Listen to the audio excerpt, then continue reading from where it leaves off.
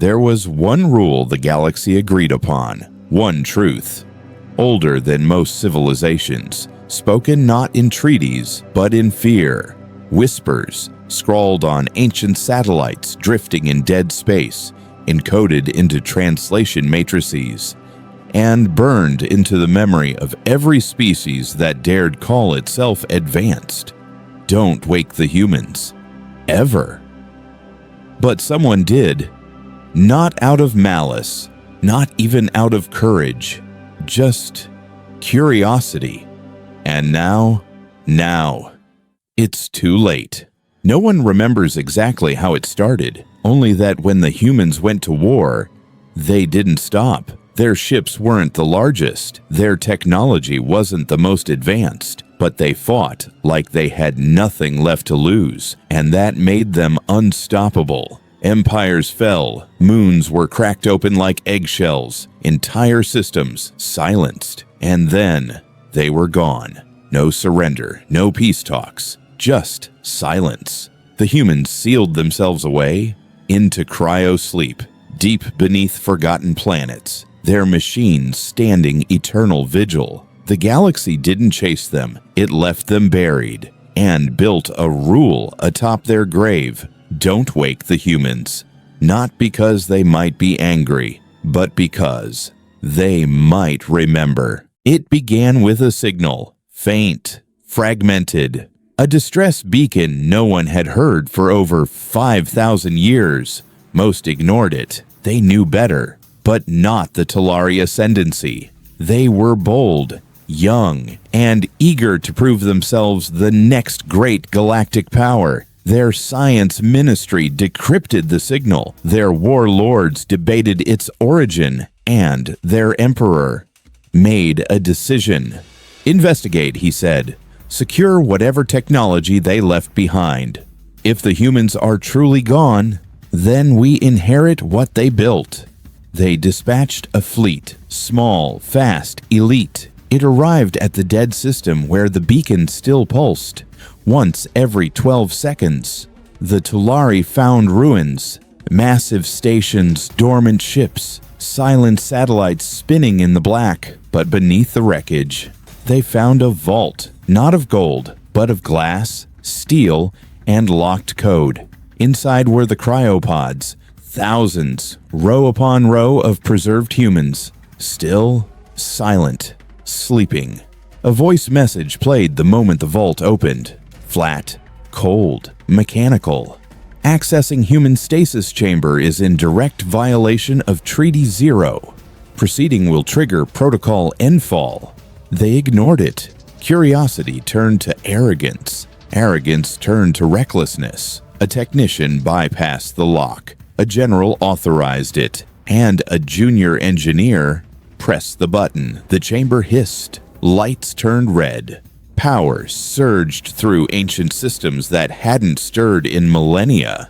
And the first human opened her eyes. No one spoke. No one breathed. Until the human whispered a single word. Status? The Talari didn't understand, but the human systems did. And the machines responded with a voice the galaxy had not heard in ages. Status breach detected. Protocol Endfall initiated. In less than 3 minutes, every human cryopod began to wake, and across the stars, long dormant beacons lit up red. Humanity was returning. She didn't wake with a gasp. There was no panic, no screams, just a breath, controlled, measured, like she'd been waiting for it. Commander Lysa Rain, ID 0-7-9-2-Delta, Human Defense Directive. The cryopod opened in complete silence, only the internal hiss of vented air marking her return to consciousness. Her eyelashes fluttered once, vision blurred, muscles stiff, but familiar. The pod's biometric display blinked green, vital signs stable. Neural retention 87%, more than enough. Her eyes adjusted to the chamber. Dim light, cold walls, shadows where soldiers still slept. Thousands of them. The rows went on farther than she could see. But the silence. Something was wrong. Too much power was flowing. Lights flickered in the wrong sequence, and then she heard them. Voices. Foreign, clipped, frantic, alien. Instinct took over. She accessed her HUD implant, blinking through data layers.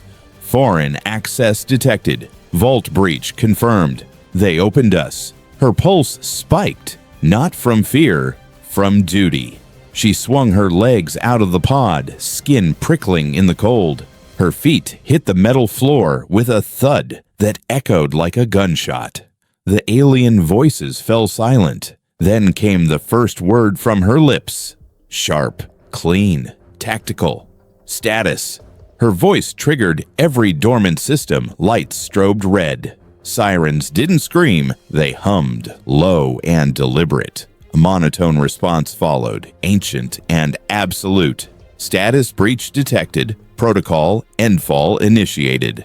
The aliens had no idea what they'd done. They hadn't opened a tomb. They'd broken a seal. And Commander Lisa Rain. She wasn't a soldier anymore. She was an answer, a consequence, the first of many. As other pods hissed open, as human eyes blinked in sequence down the chamber, Lisa stood tall. Confirm global link to command AI. Prepare orbital defense scan. Full fleet recall. Execute Echo Prime. The machines obeyed. The war remembered. And humanity woke up angry.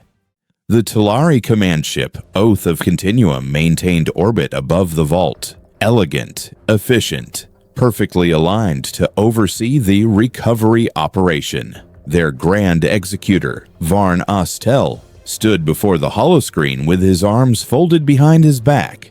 Confident, calculating, certain. They are relics, he said. A dead race, a forgotten error. This is opportunity, not threat. Below, in the vault, one of his officers whispered into the comms, "Sir?" One of them moved. Varn scoffed. Expected. Neural twitches. Stasis shock. Continue scans. But then, the lights changed. Red. All systems red. Unauthorized data spikes began erupting across their fleet interface. AI cores began rebooting. Not into Talari protocols, but something else. Something older. Something human. The bridge crew froze as foreign symbols, human military glyphs, replaced their own UI. Varn barked orders. Isolate uplinks, cut the relay, override all external access. Silence. Then one technician turned, pale as vapor. "Sir, we're not in control anymore." On every display, a single line appeared in Terran Standard. Protocol endfall confirmed. Spectral recall initialized. And then came the sound. Not an alarm, not static. A heartbeat. Rhythmic, inescapable, terrifyingly human. Ships across the fleet began to power down. Engines offline, weapons safe-locked, oxygen rerouted. Not destroyed, not sabotaged, reclaimed. From every shadow of their system, old human satellites blinked to life, listening, watching, speaking to each other in long-dead frequencies. The Tulari's arrogance collapsed into horror. We thought they were extinct. We thought we could control it. We didn't think at all. And far below, in the vault, another cryopod opened. Then another. Then thousands. The humans were waking, not as refugees, not as survivors, as predators, returning to their territory. Humanity did not scream into the void. They whispered, and the galaxy trembled. They didn't fire the first shots. They didn't retaliate with fleets or bombs. No, they assessed. In the first 48 hours of reactivation, humanity didn't attack a single target. Instead, they watched, analyzed, calculated every ship signature, every Tulari encryption key, every heat signature across every outpost. They mapped the Tulari Empire in silence, from buried data caches 1,000 years old, from orbital debris, from memory. And then they began. Not with missiles, with messages. To every Talari command station, a single transmission. You have violated Treaty Zero. You are not authorized to hold command. A second message followed exactly 12 seconds later. Authorization revoked. That's when Talari command ships began to shut down. No explosions, no boarding parties, just dead screens. Locked consoles. AI systems whispering words in a language no one had heard in 5 millennia. Terran Standard. Human war algorithms reawakened, older than any Tulari civilization. Ghost fleets stirred beneath planetary crusts. Black boxes booted in deep orbit, not to destroy, but to prepare. When humanity returned, they did not come for vengeance. They came for balance, for order, for the rule they made, and the galaxy broke. They were not angry. They were ready. And that's what made them terrifying. The galaxy watched as ancient systems returned to life, not with vengeance, but with purpose. Vaults reactivated, archives unsealed, human minds, once frozen in stasis, now remembered everything. The wars, the treaties, the betrayal, but also the laughter, the art, the unity forged in dark times. Humanity had every reason to burn the stars in retribution, every right to reclaim, to conquer, to dominate, but they didn't. The first human fleet didn't deploy weapons. It deployed diplomats, engineers, rebuilders. They stabilized failing colonies that had once tried to erase their memory. They restored life support to broken stations. They offered peace, and only asked one thing in return. Remember. Remember why the rule existed. Remember who taught you compassion in the face of extinction. Remember what happens when arrogance ignores the cost of mercy. Because humanity never left, they simply waited. And when they woke, they didn't rise as monsters. They rose as a mirror, a reminder of what the galaxy could become, or what it might lose again. And somewhere across 1,000 worlds, the new rule echoed softly, carved into stone, code, and memory. Don't wake the humans.